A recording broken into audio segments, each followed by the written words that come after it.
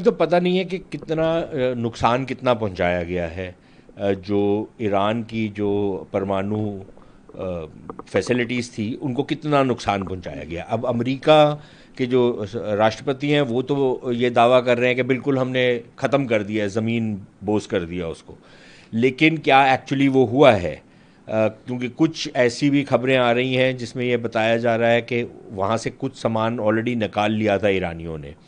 और अगर वो जो फैसिलिटीज़ हैं जो वहाँ पर बनी हैं उनको अगर पूरी तरीके से नुकसान नहीं पहुँचा तो फिर क्या और इस तरीके के हमले होंगे या अब यहाँ पर ही बात रुक गई है? तो एक तो ये पहलू है कि कितना नुकसान एक्चुअली पहुँचा है, उसकी हमारे पास कोई पुख्ता इत्तलात नहीं है। दूसरी चीज़ ये है कि अगर नुकसान पहुँचा है या नहीं है, ईरान अब क्या, उसकी क्या प्रतिक्रिया होगी? क्या वो बोलेगा कि ठीक है अब आपने कर दिया जो करना था, अब हम मेज़ पे जाते हैं और इस मामले को सुलह सफाई से सुलझाते हैं?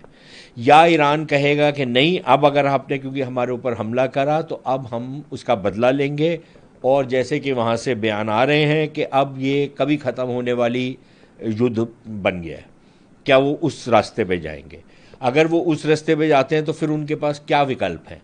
उनके पास कोई सेना जो है, तो ये तो ऐसे ही अब युद्ध है जिसमें सेनाओं का तो इस्तेमाल ही नहीं होता।